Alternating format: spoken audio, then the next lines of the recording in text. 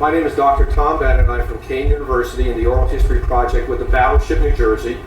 Today is June 13th, 2003, and I'm talking with Mr. George Cowan, who served aboard the Battleship New Jersey from November 1942 to January 1945. Oh, I interrupt? Yes. That's not correct. That's when I enlisted in the Navy. Enlisted? I went aboard the ship, New Jersey, in May of 1943. May of 1943 to January 1943. Till January, yes. And he was a seaman, first class, and he worked in the fire control gang and in the plotting room. Mr. Cowan, thank you very much for talking with us today. Thank you. The first question is, how did you get to be involved with the Battleship New Jersey? Well, I was assigned to it. And what happened was, when I had joined the Navy, they sent me to, after I finished boot camp, they sent me to a torpedo school in Norfolk, Virginia, which I graduated from. And I was sent up to New England, to the base in New London for the submarines. Well, to make a long story short, I washed out of the submarine school. Then I was sent to a receiving ship in New York, over, I think it was Pier 92 or something in New York. And from there, I was assigned to the Battleship New Jersey, which at that time was getting ready to be commissioned down in Philadelphia. I went to Philadelphia with the people that I was being transferred with, and we spent a few weeks in barracks down there waiting for the ship to be finished. It took quite a while to finish the ship,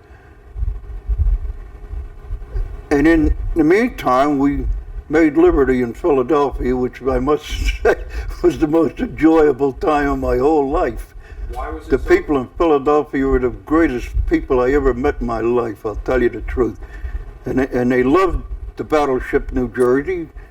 They'd worked on it for a couple of years, a lot of them, not all of Philadelphia, of course, but they treated us like kings, I'll tell you.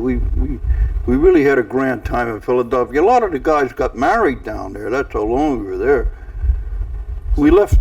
Some of the men met women from Philadelphia and then From Philadelphia, yeah. I wouldn't be surprised if some of them are still living there. In any event, we finally commissioned in May of '43 and left there and went to Trinidad on the Shakedown cruise. An awful thing happened to us down there. The evaporators broke down and the sewage water from the Orinoco River got into the drinking fountains, and everybody come down with dysentery. Now, what were the evaporators? What's an evaporator?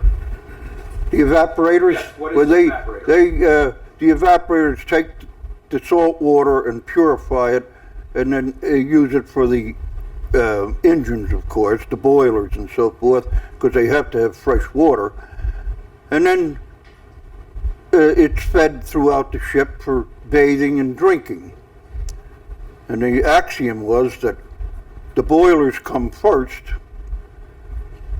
the officers come second, and the crew comes last. So if you use too much water in the showers, we're going to shut it off.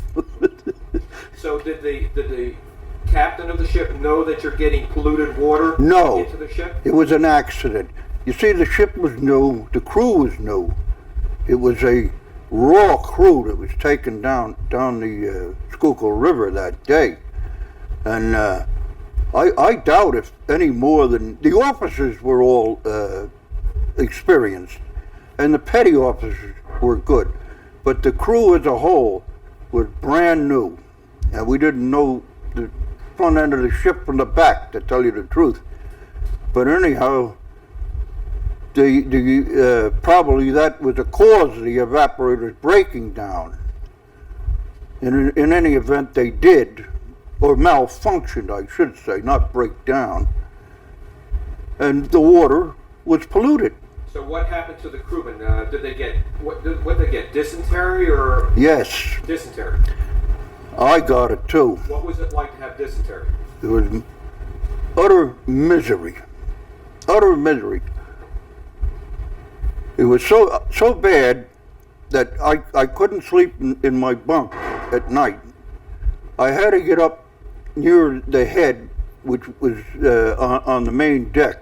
That was the closest head to us. And I would lay on the deck because it was warm down there and everything, and try to sleep there. And the best thing to do was don't move around too much. You can't, because when you move around, you start getting bowel movements, and there isn't anything there. So you have the stomach cramps and all that stuff.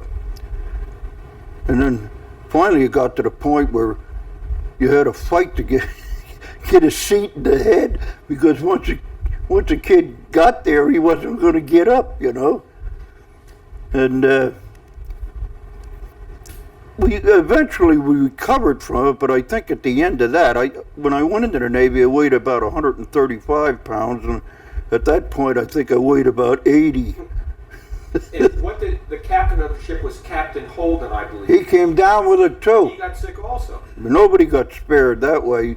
It was very democratic. So was the ship laid up for how many, a week or two? We stayed Yes, we anchored in Port of Spain, and I imagine we must have stayed there a while to get things under control, because even the medical people aboard were coming down. Anybody could get it if you drank the water, I remember one day I was standing a watch. I had recovered by this time. It was in August or September of 1943. And I stood a watch in what we called air defense forward, which was the top of the ship. It was a lookout watch, really. And I and another sailor were going up the outside ladders to get to the top, and we were wearing whites down there in Trinidad, when all of a sudden, in the middle of this ladder, he stopped. And I'm looking up at him, tell him, "Come on, Teller, keep moving, will you?" That was his name, Teller. He came from Bayonne, New Jersey. And "Teller, move, will you?" And all of a sudden, I look at his behind, and the back is all turning brown. Oh, he says, "I got to get out of here." So he was getting sick also from the bad weather. He was passing right through him, yeah. It was bad. It was serious. Was there any way to treat that? Did the medical person Yes, do anything? but at that time, this happened to us twice, but the second time was much better because they were experienced. But the first time, like I say, the crew was so new and breaking in and everything, it wasn't handled right in the beginning. And the way to handle it was, and the way they did it the second time, was they cleared out the forward compartments of the ship, where they had very high bunks there, and they could get more men in. And then they stationed a medic at the head. And there was a head in that compartment, or close to it. And you were given a bunk, and you were fed nothing but toast and black coffee. And then, every time you went to the head, the medic would hand you a shot of paregoric and bismuth. And he'd make you take that in front of him. And you took this shot of paregoric and bismuth, and then did what you had to do and go back to your bunk. And they got it under control. How long would it take you to overcome this sickness that you got from the bad water? It didn't take too long, or else you were going to die. So, because you can't just keep passing everything constantly and not eating. You couldn't eat because just the smell of food would give you the stomach cramps, Did anybody actually die from this? I don't know, but I heard rumors that yes. I do know that when we came back to Philadelphia from Trinidad, they did carry some people off on stretchers. That I know. But as far as anyone dying from it, I don't know. Now, once you're finished with the cruise to the Caribbean, did the ship also go up north to cruise in northern waters? Did they what? Excuse me. I'm sorry. Somebody's at the door. Or did we run out of tape? No, somebody's at the door. We should be doing that. Hang on, we're doing it. In any case, okay, so once you were finished with Trinidad, did you go up to cruise in the northern waters in the Arctic? Do I understand? As part of your shakedown cruise? I didn't understand that. Do you recall ever going up to the northern waters to also test the ship? After you Officers' quarters? No. Did you ever go to the Arctic area in the ship? No, we weren't allowed in that Okay. that area unless we were on official business. All right. Once you were finished with Trinidad, tell us what happens next aboard ship. Where do you go next? After we came back from Yes, Trinidad? After you came back from Trinidad. Well, then we were all given I think it was a 5 to a 7 day leave. And we could, if you could make it home, a lot of our boys came from, say, the West Coast or something. I don't think they could get home in that time, but I could because I lived in New Jersey. And I got home to see my family, my mother and father at the time. What was the reaction of your family to you going aboard a battleship to war?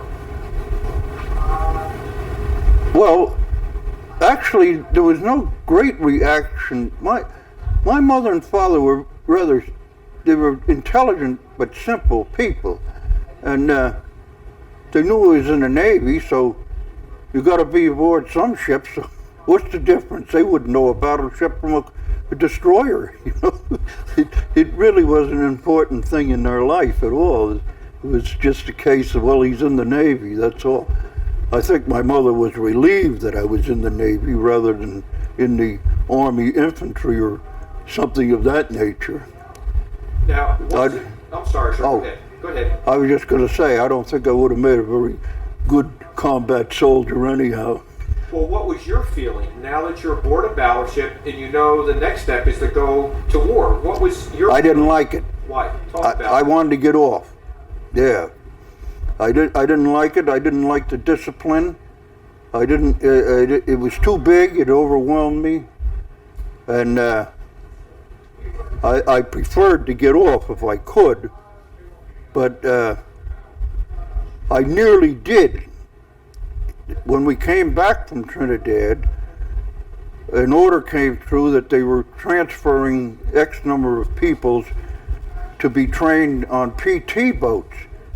Well, that would have been right up my alley because I had gone through torpedo school. So I applied for it and was accepted. But then I found out that if you're getting transferred, you're going to be shipped right out now, and you're not getting any leave. Well, at that point, my mother was in the hospital, and I wanted to get home to see how she was. So I was in a predicament. Here I am. I got what I wanted, and now I can't have it, you know? So I went to see one of my lieutenants, Mr. Brittner, and I asked Mr. Brittner to please take me off the transfer list. Well, he played with me for a while, and he said, well, finally he said, well, I'll see what I can do. But he took me off. They kept me. So then you stayed aboard the battleship? Then I stayed aboard the battleship and I kept my mouth shut. What was the attitude of the crew as a ship gets ready to go to war now? What were the crewmen? Oh, they were anxious. Yeah, they wanted to go. And everybody was gung-ho. They wanted to go out there and win the war. So, yeah, they wanted to go. There was, everybody wanted to go. There was just no question about that. And what happens now as you move towards the Pacific Ocean? Talk to me about that. When we went toward the Pacific, Yeah, as you, well, the greatest experience I had was going through the canal. That was a really an eye-opener, getting that big ship through the canal. Then we get to the Pacific, and we joined up with the fleet at Funafuti, I think it was, one of the islands. And the first operation we went on was the Marshall Islands. I think it was Anahuac. It might have been Majura. No, it was Anahuac. We went to Anahuac. I think Majura came second. And mainly our mission, it became our mission, was protecting the carriers. We carried a lot of AA fire, and it was always positioned to where you could protect the carriers. And the carriers certainly needed it because they were the target.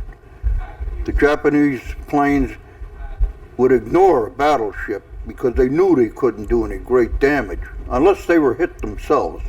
Then they might go for a battleship. But they wanted the carriers. And both sides always went, well, you might say they went for the jugular when you went after the carriers. If you could eliminate the carriers, take out the air coverage, you had them. They were duck soup after that. And what was your duties during combat? When the battles are taking place, what were you doing? I had different duties at different times, but my main duty became working in the plotting room for the AA batteries. That was on the computers. We had mechanical computers. We didn't have the type of computer you have today, but they were operated. We could get a solution on a target with it. Okay, we're back after a quick battery change with Mr. George Cowan, and he served aboard the battleship from 1943 to January 45. And we're taking a step backward in an interview where he's going to talk to us once again about the dysentery that the battleship New Jersey crew picked up in Trinidad. Mr. Cowan, go right ahead. Oh yeah, well that was the worst experience I had in my whole Navy career, and I'll, to be truthful, it's probably the closest I ever came to death. And this dysentery that knocked us all down, I don't know whether it got me worse than others or what, but I got to the point where I was sleeping on the deck just to be near the head. And I'll never forget, I couldn't eat because just the smell of the food would turn my stomach into knots with the cramps and everything. So I don't know how long it went on, but it went on for at least several days. And the medical corps couldn't keep up with it because even they were down with it. Finally, one morning, I woke up. I was sleeping under turret number 3 at the time, which was close to the aft head. I'll never forget it because it was my birthday, August the 30th, 1943. And I woke up and I felt great. All of a sudden I was hungry. I could eat. I wanted to do something. I got up. And it was just like it's not something had been lifted off me, you know. And sure enough, I went below, and I don't know whether I got in the chow line at that time because I don't know whether I woke up at that time. But I started eating. Everything was okay. And that's how you recovered from dysentery. Yes, I guess that's the blessing of being 19 years old too, you know. Your body's still strong. Yeah. Let me just pause the tape here for a second. Stop it. Okay, we're back again with Mr. George Cowan. Now, let's talk a little bit about your experiences in the Pacific against the Japanese aircraft who had attacked your fleet and the carriers. What do you recall about that, sir? Well, to be honest with you, I never saw anything really because I was down in the plotting room. But of course I could hear plenty on the phones, and naturally I was in gunnery, so I knew we had a target or something. But the thing that stands out in my mind about the battles aboard the USS New Jersey in the Pacific was the frustration that the main battery fellas had. I was in an anti-aircraft battery, so therefore we got some firing in. But the fellas that worked the 16-inch guns, they had trained for this thing for so long, and they were anxious that they wanted to do something, you know, in the war. They wanted to sink a Jap battleship. That's what they wanted to do. And they were ready to go. We never fired those guns at another capital ship. And it was frustrating, terrible frustrating. And we stayed aboard that ship for almost 3 years now. And they never got to fire those guns at a big ship. Now, muster the duty section. Deliver muster report. It was sad enough. I remember one time we used to tie up in an atoll by the name of Leyte, and they had built on the island facilities for recreation. So Admiral Halsey, who was aboard at the time, had his birthday. So the officers aboard took him ashore. And the officers were, of course, in their club ashore, were permitted to drink whiskey, which we were not permitted to drink. We couldn't get it at all. But they all got a little tipsy. And that night, coming back out to the ship, in the ship's boat, they were celebrating, and I can distinctly recall, I was on deck at the time, hearing one of the officers calling from the boat, "Ooh, look at that big ship. Look at those big guns. Do they really shoot?" That's how mad everybody was that we weren't getting a good shot at them people. It was tough for them. What was the attitude of the crew towards the Japanese?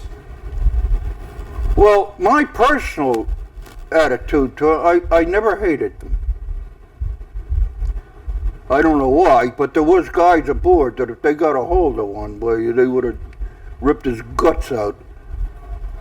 But personally, I guess it's my nature. I just don't have the capacity to hate, you know. I was patriotic enough that I was willing to serve, as long as they told me what to do. Didn't volunteer too much. What did you do in the plotting room? What guns did it handle? What was your function in the plotting? Working the computers and the board. The board was how would I say it? It was panels set up, electrified panels that were connected to the various directors. There were four gun directors aboard the ship for the 5-inch guns.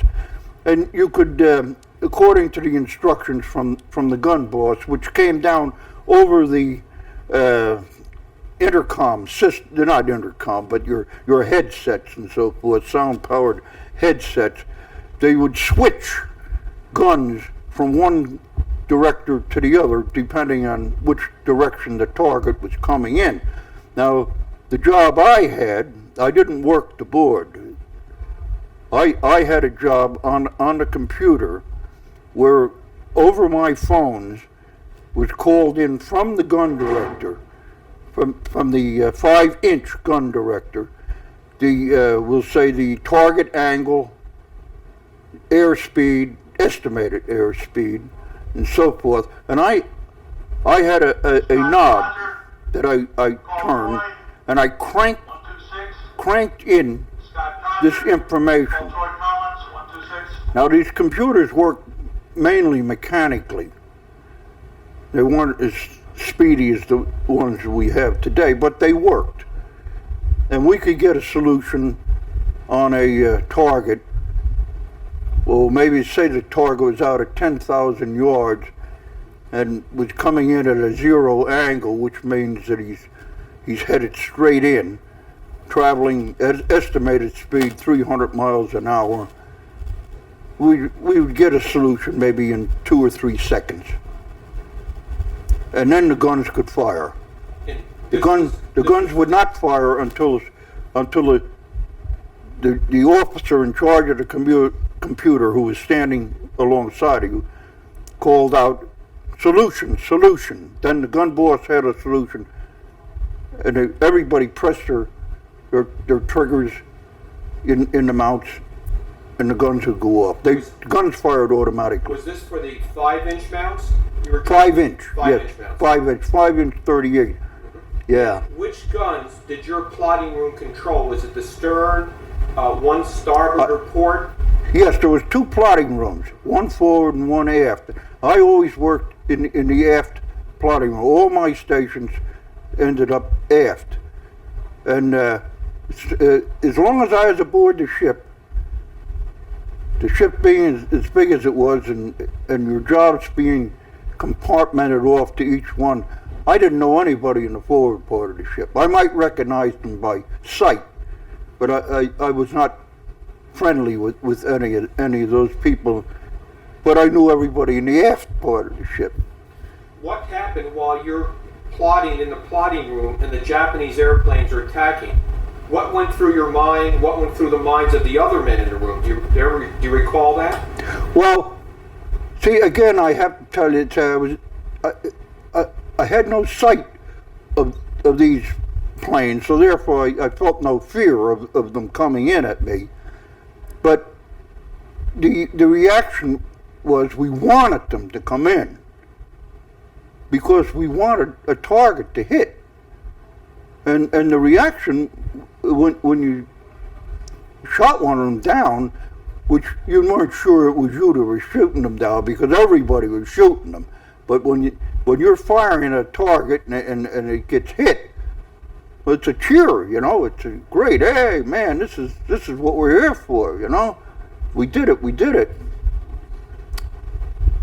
That was about the. I can only speak for myself. I don't know how others felt. And I imagine the fellas on the carriers, they didn't want to see no part of those aircraft coming at them. They got plenty of it. Did any of the carriers get hit as part of your fleet? Oh yes. Which carriers, and what happened? Yorktown was hit right, well, we were trying to protect her. The Intrepid, we operated with the Intrepid, and she got hit. At that time, I was topside when the Intrepid got hit.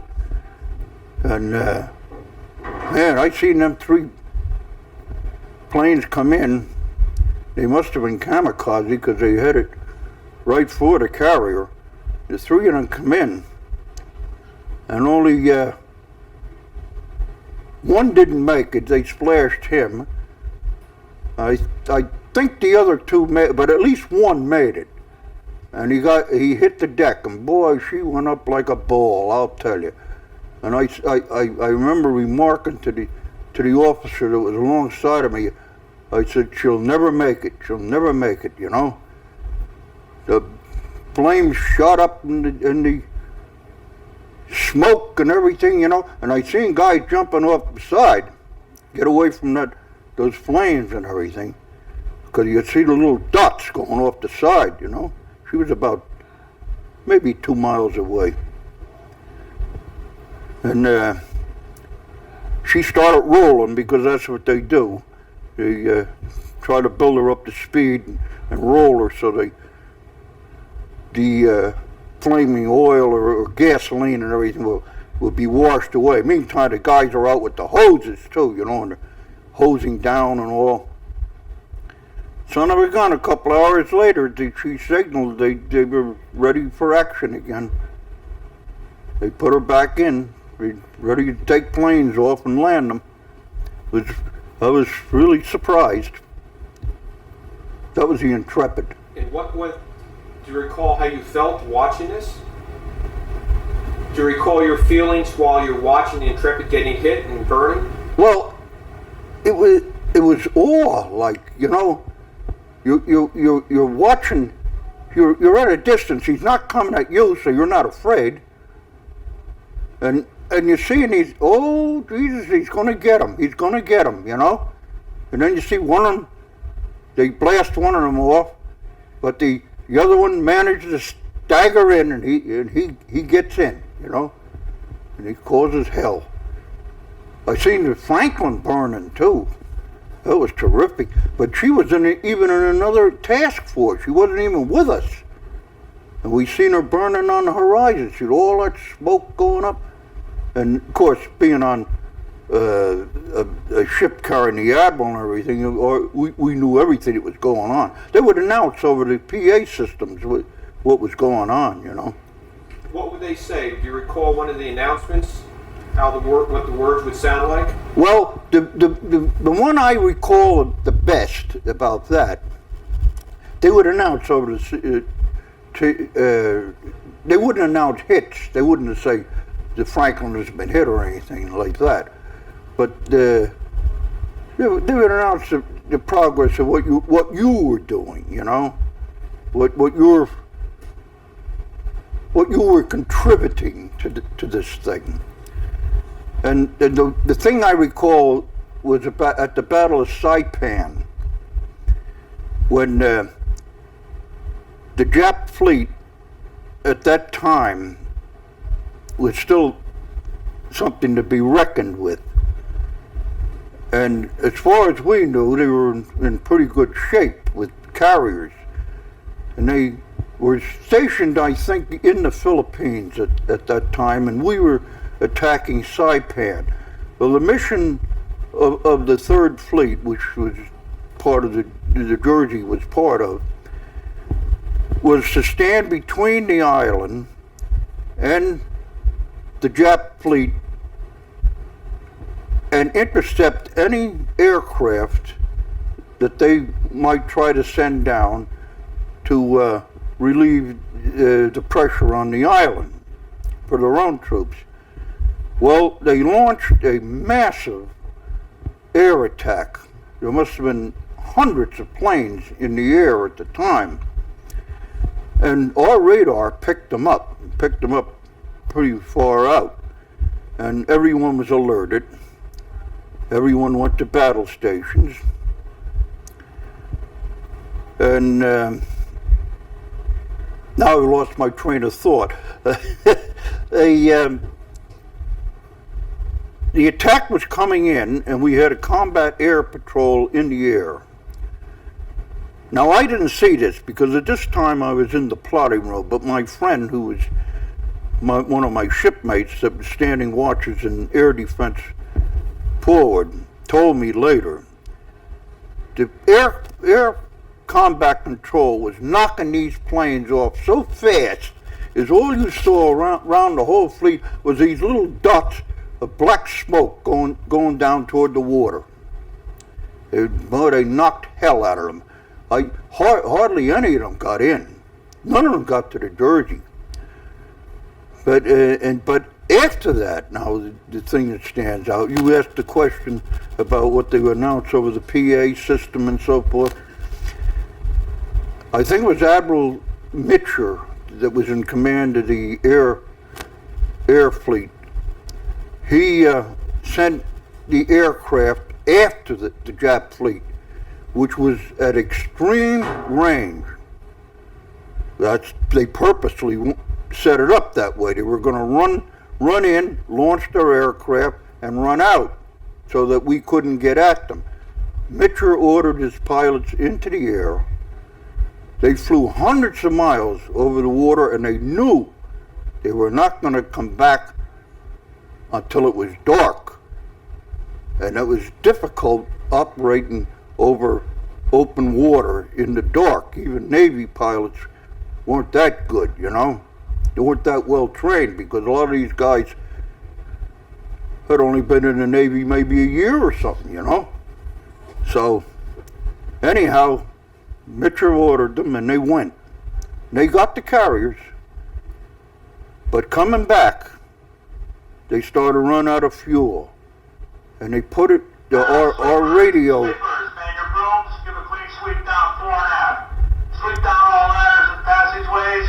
Sweepers, empty all trash receptacles on the pier. Our radio people put it over the PA system, and it was the pilots calling to each other. And I distinctly, they had code names and everything. I don't remember them, but I distinctly recall one pilot saying they were talking about their gasoline. They were running low and something, and finally he said, "Well, Jim or Bill, whatever the other pilot's name was, I guess I'm going to take a little dip." And he had to land in the water. Not so much land, he had to crash in the water. We lost a lot of pilots that time. Sad. Did they pick any of these pilots up with rescue boats? Oh yes, every effort was made, always. Every effort was made to rescue a pilot. And as the war went on, we even got better at it. And they had a standard procedure was any destroyer that brought a pilot back to the carrier was given 5 gallons of ice cream. The carriers we could make ice cream aboard the Jersey too. Sometimes we gave it away too. But that was standard procedure. And then one of the big services of the Jersey was we carried 2 float planes aboard the ship, Kingfishers. And one of our pilots, I think, was decorated because when we raided Truck, he flew his float plane into the atoll, and he picked up a downed pilot in there and flew him out. That was pretty good. Do you remember the Battle of the Marianas Turkey Shoot? Well, that was the Mariana Turkey Shoot I was talking about. The planes, the combat air patrol knocking them off, and then the carriers launching late in the evening, and knowing full well that these pilots don't have much of a chance to get back. But every effort was made to help them. All the carriers were ordered to turn on their searchlights that night. And of course we operated with the carriers, and here you got these searchlights going up in the air, and it gave the pilots a fighting chance if they could see those lights that they could come in. They'd land on any carrier. And these guys weren't used to night landings either. In the beginning of the war, we had no night fighters. It was only about in the last year of the war that we had night fighters, and they were specialized squadrons. I think the Marines put a night fighting squadron aboard one of the carriers. Generally at nighttime, the planes were grounded. Do you remember any other conflicts or battles with the Japanese that are important to talk about? I didn't understand that question. Do you recall any other battles with the Japanese that are important to talk about? Well, Leyte. Leyte Gulf? Yeah, Could you talk about that a bit, sir? Yeah, we missed the boat at Leyte.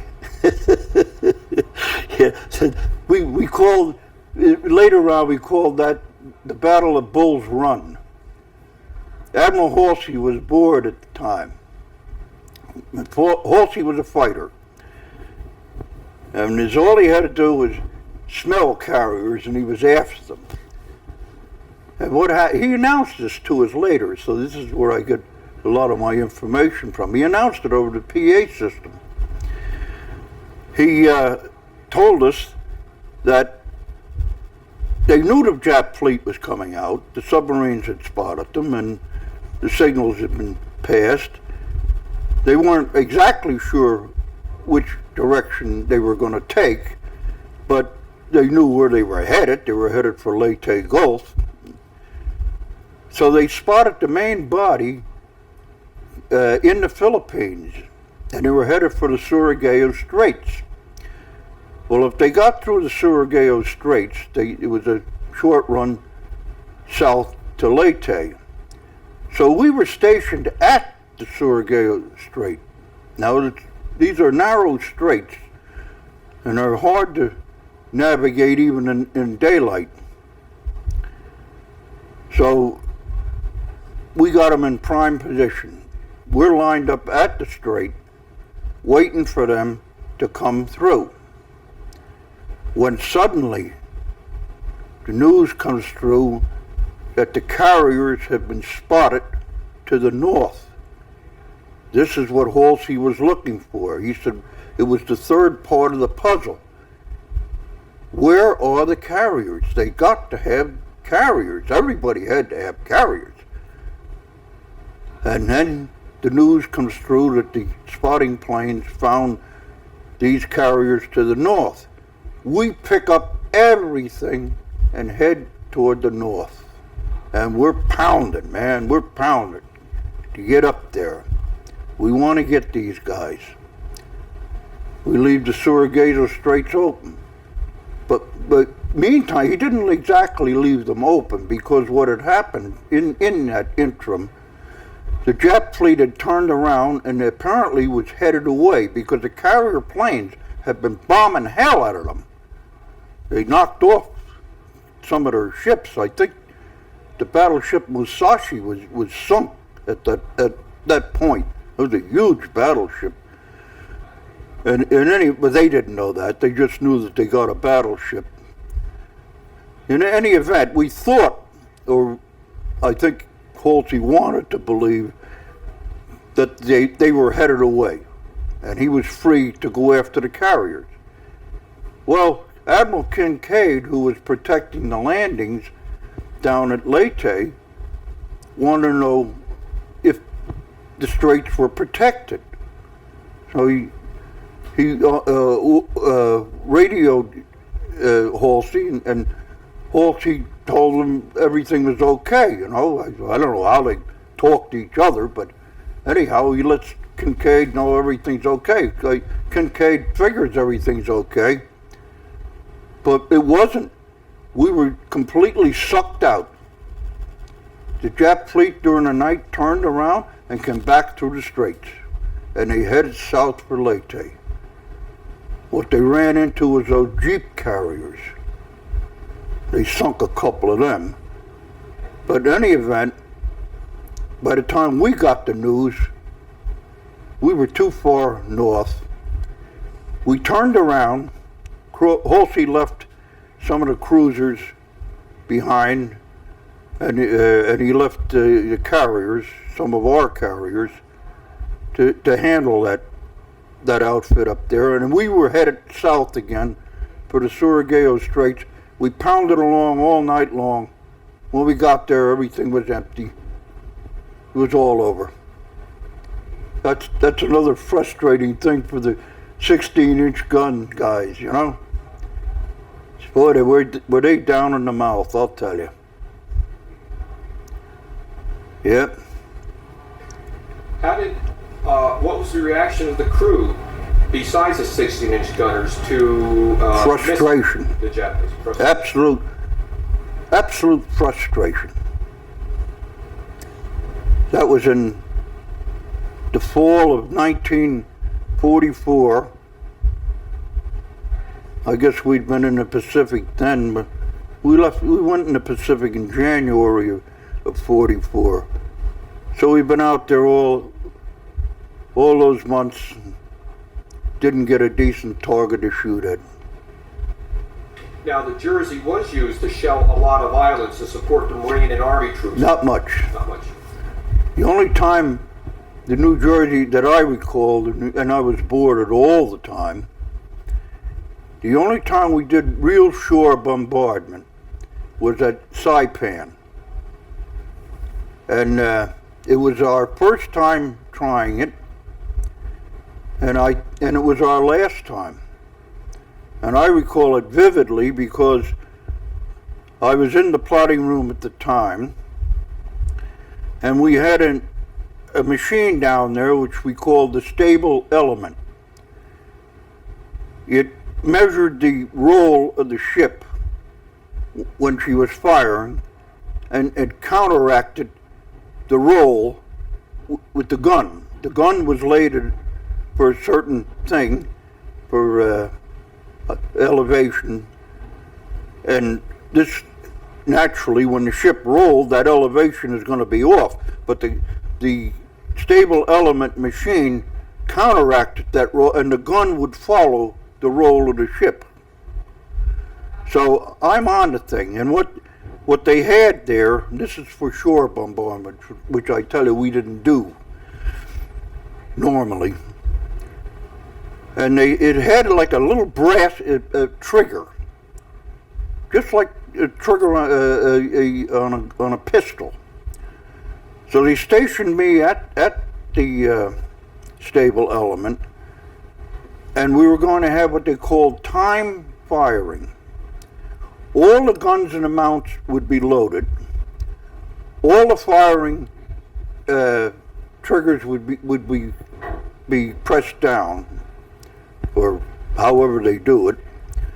And I'm standing at the stable element, and the officer with a time watch in his hand is at the computer, and he gave the command for me to fire. And it was all I did was pull this trigger on the stable element, and the 5 inches went off on whichever side we were firing from. That was quite an experience. I said, now I'm doing something for the war, and I'm winning the war for the United States. Let's talk a little bit about Admiral Halsey and Admiral Spruance very quickly. What was the crew's attitude, feelings towards Admiral Halsey? They loved Halsey. Halsey had charisma. Halsey, he mingled. See, Spruance was very, well, we didn't know Spruance because Spruance never mingled with us at all. Halsey sat on the messing decks here with the crew, like I think it might have been, say, Thanksgiving. He sat with the crew, and he ate with them, just and jollied with them, talked to them. I remember one day I was standing a watch up in Sky 4, which was in the aft part of the ship, right over tour number 3. And what we did when we were just standing watches in nice weather and everything, we'd sit on top of the director, with our phones on and everything, and observing the life below us. When all of a sudden I look down and I see Admiral Halsey crossing the deck by himself. No Marine Guard or nothing, just himself. And there's 2 sailors that were leaning on the lifelines, which is a no-no in the Navy. Leaning on the lifeline to get on report for that, And he walked up beside them, and he leaned on the lifelines. And he must have said something to one of them, because the kid turned around and saw him, and I seen him do a double take. And Jesus, they didn't know whether to salute or what. The Admiral was standing beside them. And I and the officer beside me, sitting on top of the director, were laughing like hell. that was a real treat for the day, Life was so boring. Now, you said the crew didn't have much of a feeling for Admiral Spruance. Describe that, please. Well, see, Admiral Spruance, of course, he was respected and everything, but we never saw him. Well, Admiral Spruance, we knew he was aboard. People who maybe worked in the message area or something would see him, but Spruance had a reputation of being distant, frosty, unapproachable. Where Admiral Halsey's reputation, I have to say reputation because I never met either one of them at any time, but the reputation that Halsey had was, and he proved it. He was a very approachable man, and he was more like a man for the people, you know. Whereas Spruance was always thinking off the top of his head, you know. He's a good admiral, though. What was the attitude of the crew towards the battleship? Did they like serving on the New Jersey? I think most of them did, except, like I tell you, the frustration in the gunnery department, you know, that we never, what we were built for, we just never did. The day of the battleship was over, and we didn't know it. I mean, once the carriers came in, the battles were being fought over hundreds of miles of water. Each fleet would be maneuvering, trying to find the other and trying to get the first shot in. That was important. Try to get the first shot in. And usually it was the Americans that got the first shot in. When I was in the Navy. Now down in Guadalcanal it was different before I joined the Navy. That was tough sledding down there. Well, those guys, I served with guys aboard the Jersey that had been in through Guadalcanal, and I think a couple of them were, what ship was it off? One of the cruisers that sunk down there. Oh, the Vincennes. Yeah. That went down at Guadalcanal. And I served with Mr. Holgate, his name was. Ensign Holgate. He was a Mustang, old Navy man, and they commissioned him. It was a funny thing because naturally the ensigns were all young fellas, you know, but Mr. Holgate was an old Navy man with a bald head and everything. He was an ensign. And when Mr. Holgate, he was a swell guy too, good guy for a Mustang. Mustangs a lot of times weren't so nice. But anyhow, he was. And when he'd come to general quarters, he had everything. He had the life jacket on, he had the flashlight, he had all the equipment, you know. And the rest of us, we felt so safe aboard this battleship. We used to use the K-Pock jackets to sleep on. The hell with it. We didn't bother wearing them things. I wouldn't have gotten out anyhow. If the ship got sunk or something, we wouldn't have gotten out. We were so far down, I don't think we'd ever get out. Now, in the few minutes we have left on this tape, tell us, how did your experiences on the battleship New Jersey impact your life after you left the ship? After leaving the ship? Not much. The ship never... I loved the ship after a while. After serving on it so long, I did. And like I tell you in the beginning, I didn't want to be aboard, but I guess you get used to anything. So it grew on me. And when she was being decommissioned, I'd say around 1946, maybe 47, they brought her into Bayonne. And I went down to visit her, and I wanted to visit her, and I was proud of her. And I am today, of course. And I met a couple of my mates, older fellas that were regular Navy men. And we went out and we had some drinks together. But my attitude, it didn't make a big impression on. I think as I've gotten older now and I'm ready to cash it in, but now I'm very sentimental about the ship, you know. I can cry at the drop of a hat if you want me to. You want a few tears? But Well, you know, you can't go through something like that and not feel it. I remember my mates, my friends, and we were all young. There's nothing like being young. So it was good. See, now you got the tears. Now we got the tears. Yeah.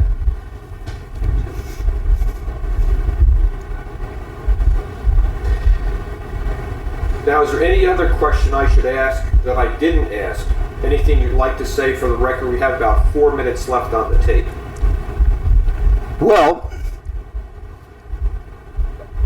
I can't add anything to what I've been talking a long time here, and I don't even remember what I said already. But as I said before, it was an experience. It's probably the biggest experience of my whole life. And probably for a lot of other guys too. But I don't regret a thing. And I tell you one thing: I always enjoyed myself. I was a happy sailor. That's why I never made a rate. I was too happy. The division officer called me up, not only me, but me and Big Robbie and Pondell and my friends. And he called us up in front of the division when we always went to quarters in the morning. And he stood us up in front of the division and he said, man, he says, I want you to see our perennial second-class seaman.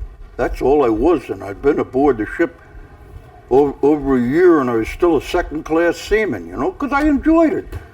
I wasn't there for the money or anything. And he says, now, and he turned it on us, and he says, I'm going to tell you fellas one thing, or you men, or whatever, however he expressed it. He said, you're going to take the seaman's exam, and you're going to make first-class seaman, or your ass is going on the deck. Oh, Jesus, we didn't want to go on the deck, because if you went on the deck, you were going to have to work. And that was a no-no. So we hustled and studied. Then I took the exam with Mr. Cowan up in his stateroom. And he had a flashlight in his hand. And he went, tick. He said, what letter did I just send? I had no idea what letter he sent. I said, S? P? No! Finally, I guessed, yeah, okay. Finally, he threw the book down. He asked me a few questions and everything. He says, all right, you pass. Now, what the hell would it do me to know the Morse code or anything? You know, being in the plotting room aboard the USS New Jersey. He said, the hell with it. Go ahead. Well, Mr. Cowan, thank you very much. It's been a very interesting interview. Today is June 13th, the year 2003. My name is Dr. Tom Bennett from Cowan University in the Oral History Project with the Battleship New Jersey. Today I've been talking with Mr. George Cowan, who served as a seaman first class